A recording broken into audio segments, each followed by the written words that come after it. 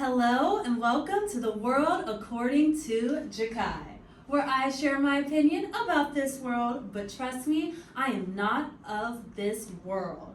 Chad Baker-Mazara, an Auburn basketball player here, and he's number 10 and a guard. But after talking to him today, I got to know him as a positive force that influences everybody around him. Also, he's a family man. And last but not least, he has natural talent, but it drives him to work even harder. Why? Find out soon. 2, 1. Chad Baker-Mazara, welcome to the World According to Jakai. Appreciate it for having me here. Of course, thank you for being here. So for the people who do not know you, they see you on the Auburn basketball court. You're a part of the team, men's basketball team. Number 10, you're a guard from Santo Domingo, Dominican Republic. So cool. You're also a transfer student from Northwest Florida and also from San Diego State. How are you doing today? Doing great. Just about to get ready to play Indiana. About to go to shoot around and just, lock into the game plan and just make sure we, take care of business today. So we can go to Atlanta and take care of business there. Jumping right into it, I want to ask you about the Dominican Republic. What are some key memories you have growing up there? Some key memories I have growing up there are, for example, my mom was cooking. That is always just, every time she cooked, it was just so great, so amazing. That's the number one thing I miss, especially being here. You don't get to eat homemade food pretty often, so that's something that I really miss a lot. Another thing is just the beaches, the weather. Yeah. It's just, you just walk outside and it's just so nice. Sometimes a little too hot, but there's nothing wrong with that. And I don't know, my family, I'll say, is the other key memory. I'm just a big family guy. Every time I see them or think of them, it's just good memories at all times. Yeah, I can actually hear your accent coming through. Can you tell me what is like your favorite dish that your mom makes for you? Oh, there's 2 dishes she always makes for my birthday. One is a lasagna, and another one is called pastelón de plátanos maduros. So it's basically like a, the sweet plantain. Yes. It's like kind of like a lasagna, but instead of the pasta, you do smashed sweet plantain of it. I swear. That sounds fire. It is. Fire. I'm not gonna lie. So, did you start off playing basketball in the Dominican Republic? So I kind of played a lot of sports growing up. Baseball, because that's our national sport. Played volleyball too. Played soccer. I was really big into soccer. But then I always did basketball. I never took it as serious. But I always did it on the side because my dad was a head coach and he played before, so I've always been around the sport. But then me growing up a little bit more, then I just took all the sports to the side and then said, okay, I'm going to just focus on basketball. I saw about you that you decided to move to the U.S. to live with your grandfather, Bailey Baker. Mm-hmm. What made you come up with that decision? That decision was really hard because I had to leave everything, basically, my family, friends, everything that I've known my whole life, I had to leave and to come out here. But for me, it was more like how do I say this, not a decision for right now, it's more like a decision for the future. What I mean by that is like, okay, if I come here, I'm going to be able to take care of my family, which is not an opportunity that I will have out there in the Dominican. But it'll be harder to do because the resource out there is not as good as out here. So it was just basically I did this for my parents. So in the future, I can tell them, hey, you guys don't have to work anymore. So it's my time to take care of y'all. And you don't feel like your parents took it a hard way at all with you saying the transition? My mom did a little bit. She really didn't want me to leave. Well, both of them really didn't want me to leave, but my mom a little bit more. I'm big mama's more really close with her. But she didn't really want me to. She didn't understand much, like what really was going through. About like, okay, I'm getting a little bit better in basketball. Like, I'll be able to probably take it to the next level. She wasn't really be able to process that in the moment that decisions were made. Me and my dad did, because my dad, I say he's the basketball junkie, so he was like, okay, we're gonna send you out there, better opportunity in and off the court, so it was pretty hard, not gonna lie. I saw on your Instagram story that your mom actually brought your niece, was it, to see one of your... So that was kind of, I call her my sister. We're not blood family, but I used to live with them when I was out here. They're like my family out here, like my grandfather. So yeah, I used to live with them, especially during COVID when I couldn't go back home because all the airports were shut down. But yeah, she's like my sister, and that's like, I call her my little niece because they always supported me and just showing love to me, and that was just awesome seeing them, I'm not gonna lie. That's amazing. So Bruce Pearl calls you a very talented player. I was reading and I saw that about you. So what makes you keep working hard even when you have natural talent? Hard work beats talent. If talent doesn't work hard. Just a quote that always been sticking with me, and I've seen some great players, played with some great players that have been lazy, and just some other kids that are not as lazy as them, just work hard, just seeing them just take over them, and just seeing that throughout my years of hooping, and seeing what happened to the guys that don't put in enough work and seeing the guys that put in all the work just makes me just want to keep on going. You're a transfer student, as I mentioned earlier, but I have to ask, why Auburn University? Why'd you pick here? This might sound a little cocky, but so I played I played low major D1 when I went to the Cane. Played kind of mid-high major when I went to San Diego State. Can't really say a mid-major, but all I missed, basically, it was playing Power 5 basketball. And the hype is like, oh, big Power 5s, that's where the big dogs are. And I'm like, you know what? Let me see what it's all about, since they have all this hype. So that's what really made me just come out here to face that challenge for myself. And my dad wanted me to say it. He wanted me to play in the SEC school, so that's another reason why. You mentioned challenge. What has the challenge brought out of you as a player, as a person? This challenge has made me develop on my character, see when things don't go the right way, how people are going to react, how am I going to react myself. And I've been learning how to control the things that I can only control. Before I used to worry, trying to control things that I couldn't. And that's the reason why I came out here. I feel like, the coach is going to put me in a position where I'm going to have to face certain things certain way, and they probably see how am I going to react. Yeah. So, yeah, that's a big reason why I came here.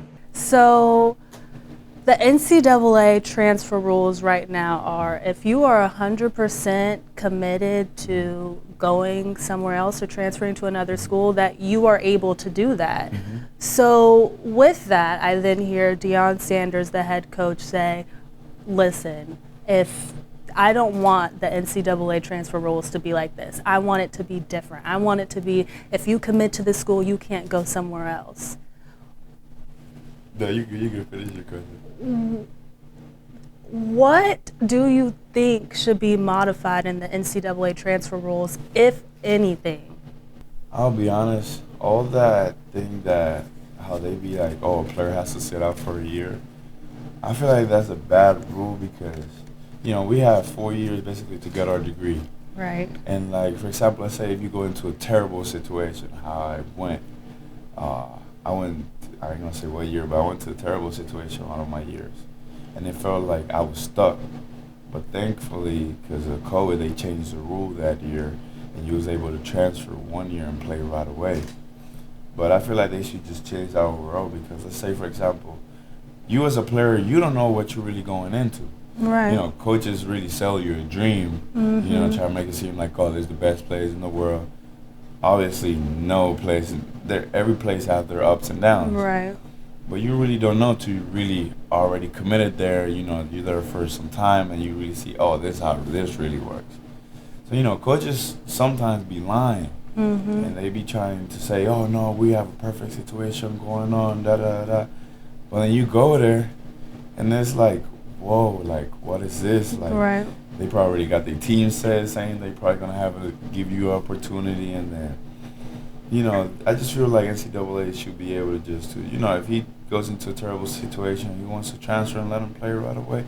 Why not? So I have to talk about that moment that I saw on social media of you kicking the basketball into the hoop. And You have to explain to me, why did you do that? fun fact, so I wasn't really trying to kick the ball to the field goal. If you see the video, under it is Presley Patterson. So I was trying to just, you know, I used to play soccer, so I'm sometimes always kicking the ball in practice, juggling, messing around with it. But I was really actually trying to kick the ball to him so he could give it to the next guy. Accidentally, the ball bounced a little higher than what I expected, so my foot got under it, and then when I hit it, I'm looking up, and then you can see the video, Katie's like, whoa! And then I look at the ball, and that ball went in, and it was just, I'm glad that happened because our practice, it changed the whole mood of practice. Yeah. Like practice was a little bit like slow, a little sluggish, and then that happened. I kicked the ball in, then at the same time the guys come in a fast break, Trey dunks the ball, and it just like everybody just blows up in excitement. It was great that that happened because I would say our whole practice mood changed out of that. People just started going and getting after that. So it was pretty insane, I cannot lie. You say that that moment kind of changed the mood of practice. When you look at who you are as a person, what would you say is like your leadership style on the court? Because I remember seeing you on one game and you're like getting everybody to huddle, getting everybody on the same page constantly. I saw you doing that. So what would you say is your leadership style? You know, the coaches want not just me, but everybody to be a leader. So I personally, I'm a guy who I like to talk, especially to the guys, because throughout the game you go through a lot of emotions, and you know, you miss a shot, you might get a little bit in your head. So I'm the guy who I'm always trying to basically like, hey bro, just next play, don't worry about it. Trying to tell you, even if you think it's a bad shot, hey bro, it's a good shot. Shoot it again if you have to, you know? Yeah. I'm just trying to encourage my guys to just basically run through a wall. That's what I want them to do, just keep believing on themselves and not to stop just because they miss a shot or just, you know, turn the ball over. Like, we're all, you know, nobody's perfect. We're all going to take a bad shot, make a wrong decision. Just next play. Next play. That's what I always try to do with the guys. Just hype them up a little bit. So I was reading and I saw that Kobe Bryant is the reason why you started to play basketball. Yes. Why? So, born in the 2000s, basically Kobe era.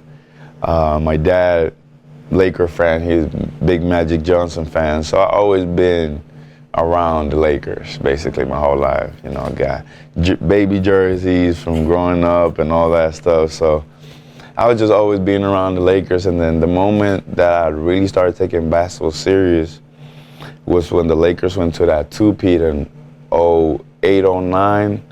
Now they won that back-to-back championship, and that was like, man, I seen just Kobe on top of the world.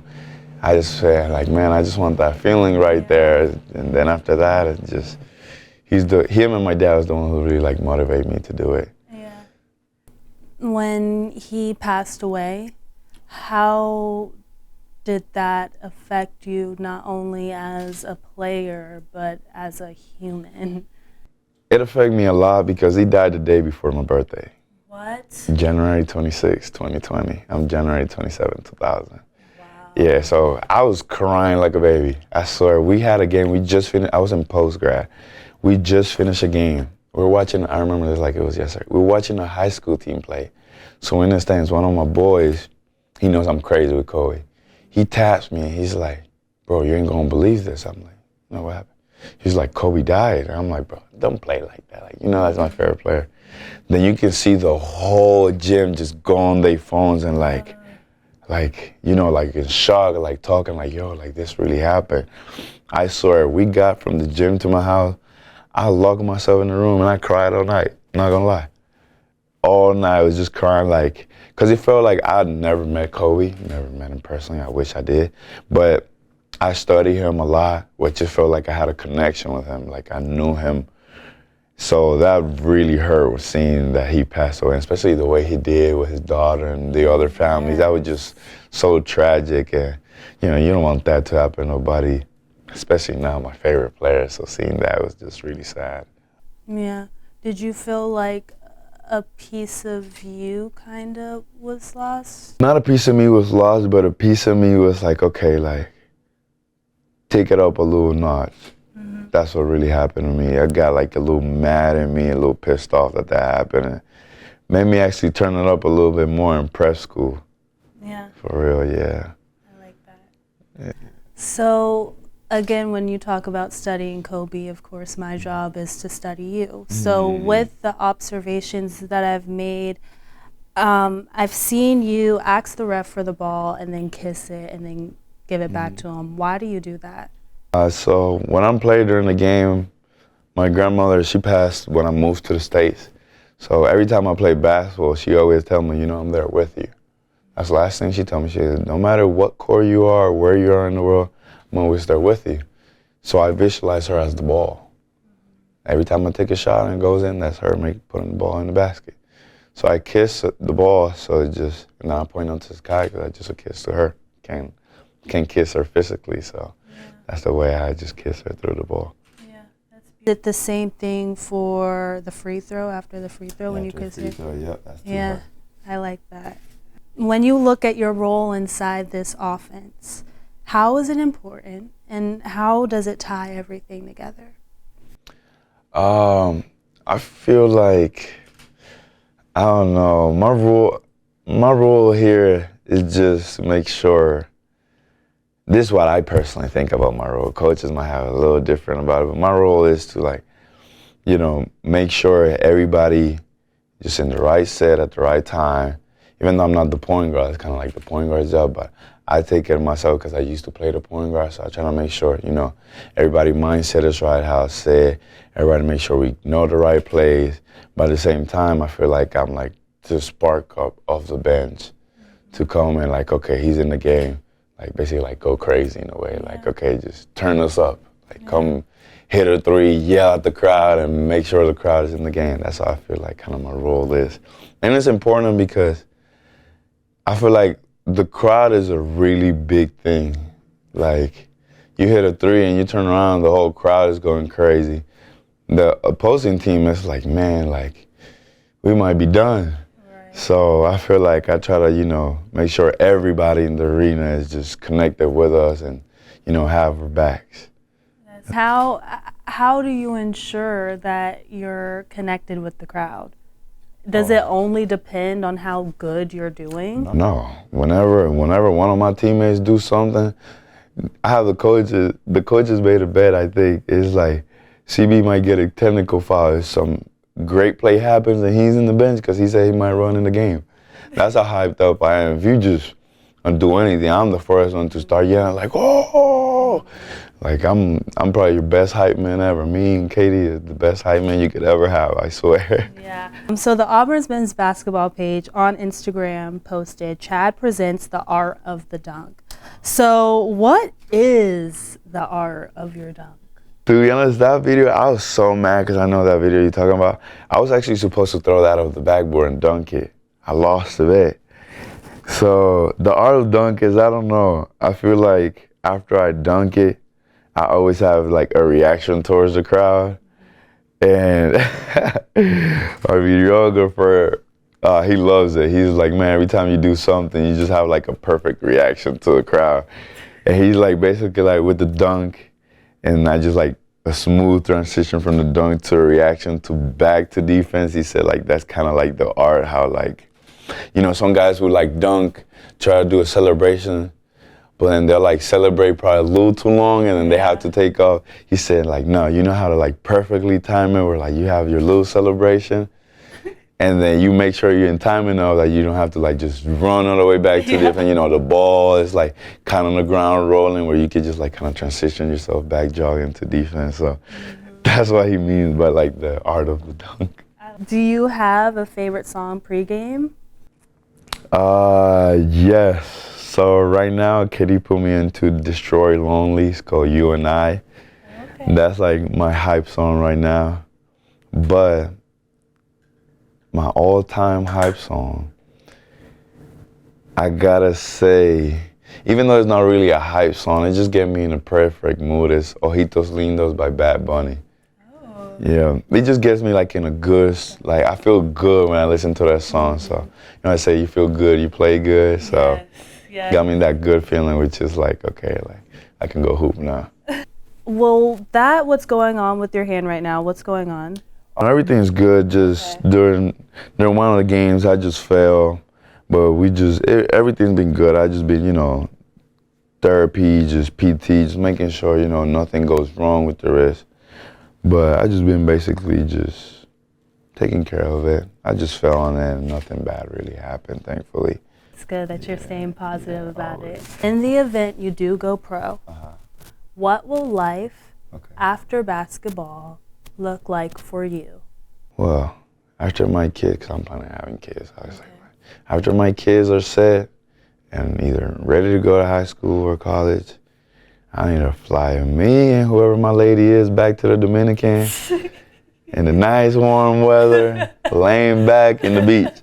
That is what my life I'm trying to have after this, because, this cold weather, I can't do it for too long. No. I don't mind because, I like dressing up a little bit, the cold, comfortable. But this cold weather is a little too much for me. I cannot lie. Well, you'll soon be in the Dominican Republic after you go pro. Yes. Probably when I retire, I'm done hooping and, I say, family taken care of, I'm going to go back to the Dominican, lay myself in the beach or a little nice pina colada. Yeah, that's nice. That's my plan. That's nice. Well, thank you, Chad. It's been a pleasure talking to you and getting to know you. You're so open, so I really appreciate you for that. Thank you for having me here anytime. Of course. Thank you. Okay, guys, that's a wrap. That was awesome. Thank you for tuning in to the World According to Jakai. To listen to more episodes, make sure you go to Spotify or Apple Podcasts.